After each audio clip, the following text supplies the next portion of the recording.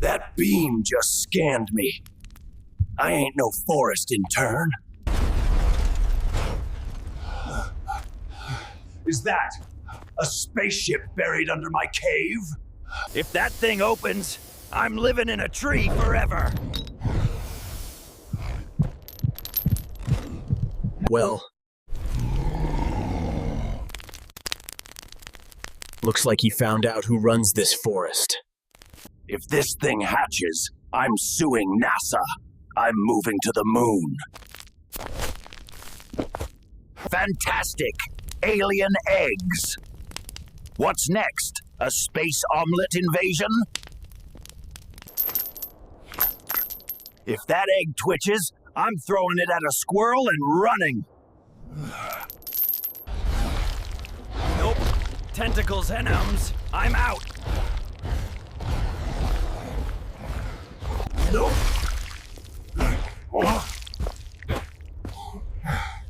Tentacles out! I'm out! Bro!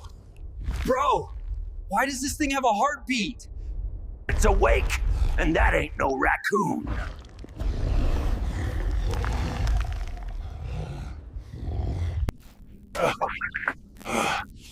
Okay, if I don't make it out, delete my browser history. Buddy, I don't care what galaxy you're from, no one scans my butt twice. Found this guy chewing my torch. Now he's my emotional support alien.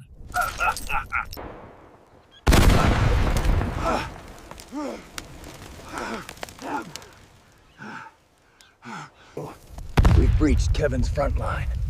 Nuts flying everywhere. Hold position. We've got incoming! Squirrel airstrike formation! Forest flashbang deployed.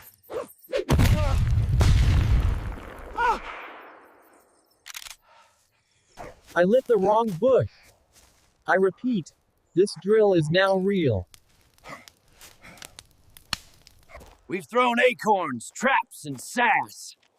Let's talk like forest legends. I pressed this to order pizza, but I think I just started a war.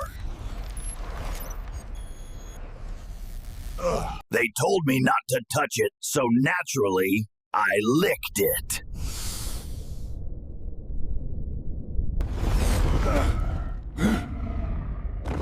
That's not a relic.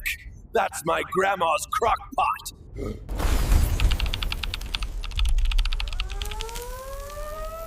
Guys, I might have just reset the moon. Okay, I was expecting treasure, not alien omelets. He might look slimy, but he's mine now. Name's Steve. Yo, this cave ain't on the maps. Feels old and deep. Hold up! This ain't natural. Who built this? Yo, this scope is going. I gotta know what's at the bottom.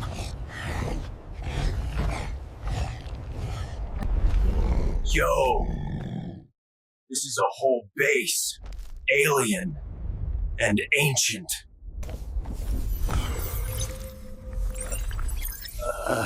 I touched something, and now it's awake. This is a memory, like a recording. They were fighting something.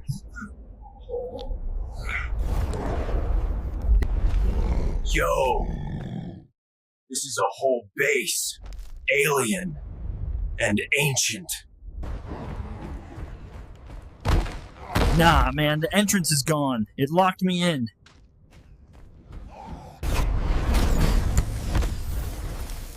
Yo, that thing's alive, and it sees me. I gotta get out! This ain't a base, it's a tomb!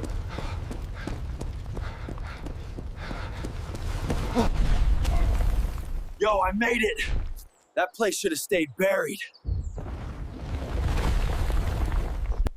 Siri, that's you. I think your cousins are mad. I still remember the night everything changed. Night I went from that furry guy lurking behind trees to a cosmic traveler with access to alien snacks and universal secrets. Before I start, let's be clear. I'm not some fairy tale creature or conspiracy theory. I'm real. I breathe, I eat pine cones like popcorn. And yes, I do enjoy the occasional TikTok I find abandoned in the woods. I'm Bigfoot. Some call me Sasquatch. Others call me the Hairy Menace, but I prefer Forest Gentleman of Mystery. Anyway, I had just finished a long day of normal Bigfooting.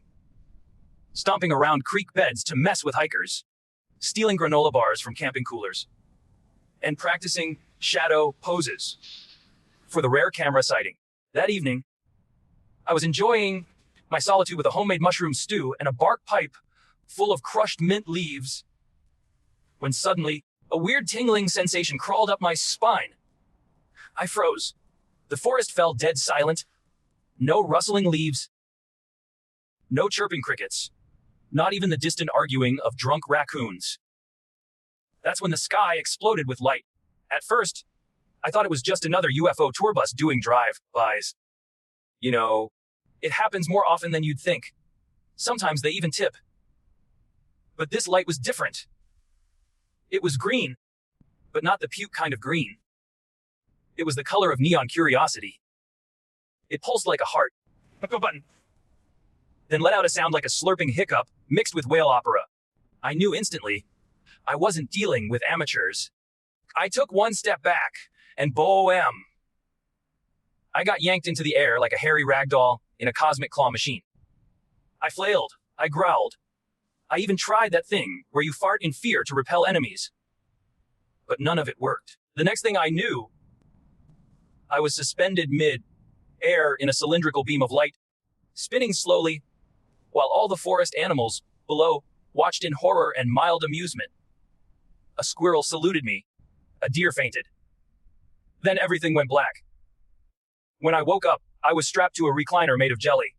No, really. It wobbled every time I breathed. Around me floated creatures that looked like what would happen if jellyfish, calculators, and lava lamps had an orgy. Their eyes blinked in triplets, and their voices sounded like a Spotify playlist of bubble wrap being crushed under dance beats. Subject 247. Terrestrial identification Bigfoot. One of them announced. I grunted. Weirdest Uber ride ever. I muttered. They didn't laugh. Note to self, aliens don't do sarcasm. One of them floated closer, wearing a sash that read, Galactic Cultural Coordinator, and held what looked like a clipboard made of mist. You have been selected. It said, as Earth's most unique life form, we require your assistance in translating Earth's essence. I blinked. You picked me out of 8 billion humans and, 4 Kardashians. The alien blinked all 12 of its eyes. Precisely. I'm not gonna lie. My ego puffed up like a grizzly on espresso. I sat taller in my jelly chair. Fine, I said, but I want snacks, a window seat, and unlimited Wi-Fi. Why? Fi is a construct of limited technological species. It replied. We have mind streaming. Do you get Netflix? We are Netflix. I had no idea what that meant. But it sounded impressive, so I nodded. Thus began the most ridiculous and surprisingly wholesome journey of my life. Their spaceship, which they lovingly called the Zargle Mobile 8000, looked like a chrome taco with wings. Inside, it was like a luxury cruise ship got drunk with a lava lamp and had a baby in zero gravity. Rooms floated in place. Furniture had moods, and every wall changed color based on your thoughts. At one point I thought about lasagna, and the walls turned marinara red. This must be the go button. I was given my own suite. A floating pod with a bubble bed that whispered lullabies from galaxies I'd never heard of. They even gave me a translator helmet that turned all their bubbly alien language into fluent English. With a slight British accent. It made everything they said sound classy. This must be the go button. Even when they were arguing about whose plasma tentacle got stuck in the smoothie generator. Over the next few days, I began training the crew in Earth culture. They wanted to understand what makes humanity tick. Who better to teach them than the ultimate observer? I mean, I've been watching you people for decades. I know your hiking habits, your trash food preferences, and your weird habit of yelling "Wow" before doing something dumb. I showed them how to microwave popcorn without it catching fire, how to ghost someone via text, and how to understand the sacred ritual of binge. Watching entire seasons of television in one sitting. I even taught them sarcasm, although one alien took it a bit too far and became emotionally unavailable. Now, here's where things got messy. One evening, the crew threw a thank you Earth Harry 1 party. There were 0 gravity balloons, asteroid confetti, and alien karaoke. I sang Bohemian Rhapsody while floating upside down in a disco orb. I was halfway through the guitar solo. Yes, I air guitar with my toes. When the Zargle alarm went off, the ship jolted, drink spilled, one alien screamed, "Not again." We were being pulled into a gravitational rift. Basically a cosmic pothole with bad manners. The ship began to shake. Lights flickered, and someone's sofa had a nervous breakdown.